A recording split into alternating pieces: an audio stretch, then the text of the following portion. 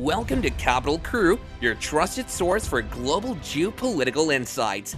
In a monumental shift on the world stage, the BRICS alliance, comprising Brazil, Russia, India, China, and South Africa, has extended a historic invitation.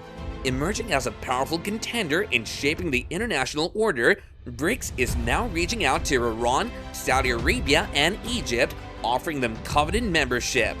This unprecedented move signifies a tectonic shift in diplomatic relations and promises to reshape the balance of power in the Middle East and beyond.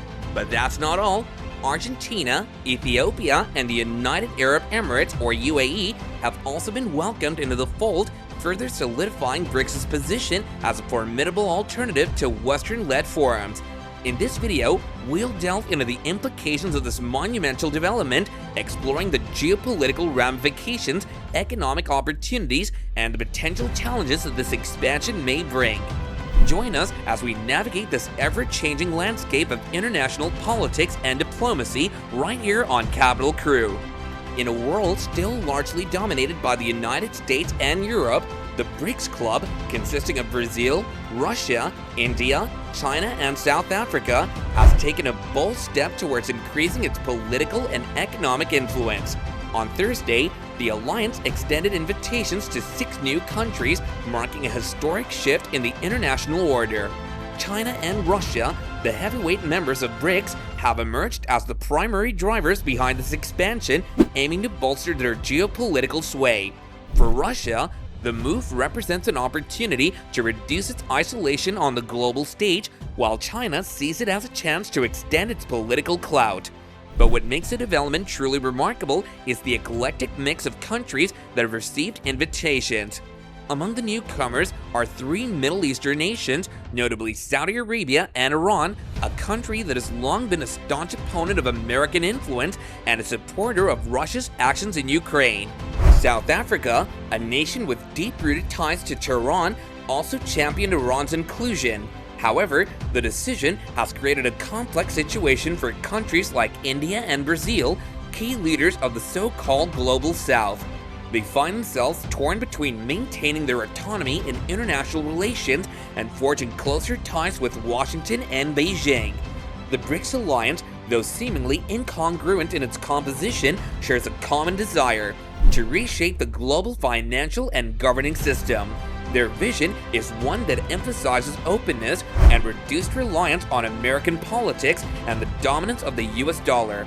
If all the invitations are accepted, BRICS will comprise 11 countries with a combined population of approximately 3.7 billion people. Yet this diverse group includes 5 democracies, 3 authoritarian states, 2 autocratic monarchies, and even a theocracy. Saudi Arabia and Iran, traditional adversaries until recently, would find themselves standing shoulder to shoulder in this alliance. In terms of financial clout, with the exception of China, the group's economic power is relatively modest. However, the inclusion of Saudi Arabia and the United Arab Emirates would inject more financial strength, particularly as BRICS seeks to expand the influence of its development bank. The broader implications of this expansion are profound. It's an opportunity for China to showcase growing support for its agenda, even as it faces criticism from the developed world for its close ties with Russia and tacit support for the Ukraine invasion. The invitation extended to Iran in particular raises concerns about potential geopolitical tensions with Western powers. But what do the leaders involved have to say about this? Xi Jinping, China's president, hailed the expansion as a historic moment, emphasizing unity and cooperation among BRICS countries for the broader developing world. Yet beyond the appearances of success, the summit fell short of its long-standing goal of establishing a BRICS currency to challenge the US dollar's dominance. Instead, the group encouraged the use of local currencies in trade. Another striking absence was that of Russia's President Vladimir V. Putin, who couldn't attend due to an international warrant for his alleged war crimes in Ukraine. This further highlighted the Western-dominated influence on international institutions, which South Africa chose not to defy. While the summit may have delivered symbolic victories, there are underlying issues that could weigh heavily on BRICS members in the coming years. China, facing economic challenges and political turbulence, sought a political win to bolster its domestic standing. However, it's grappling with economic troubles, including a real estate scandal, the abrupt removal of its foreign minister, and the firing of top generals. The economic setbacks are not confined to China alone. The Russian economy is struggling under the weight of sanctions, and other BRICS nations like Brazil and South Africa, dependent on commodity exports to China, are feeling the impact. The expansion plan itself revealed divisions within BRICS.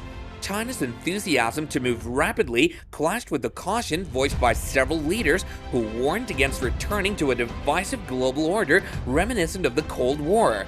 As the BRICS alliance embarks on this uncharted path, adding new members with diverse interests, it raises questions about its effectiveness.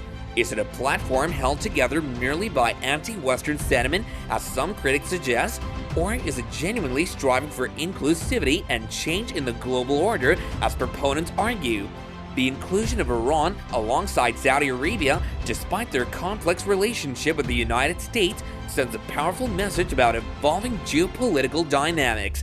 Saudi Arabia, while still reliant on U.S. weaponry, has engaged in a rapprochement with Tehran, enhancing China's diplomatic standing. Iran, too, has found common ground with Beijing, which has provided critical support by purchasing discounted oil in defiance of international sanctions. The Iranian Vice President for Politics, Mohammad Jamshidi, hailed the BRICS invitation as a historic achievement and a strategic victory. However, India's support for expansion, despite reservations, underscores the changing nature of BRICS from a geo-economic platform to that of a geopolitical one.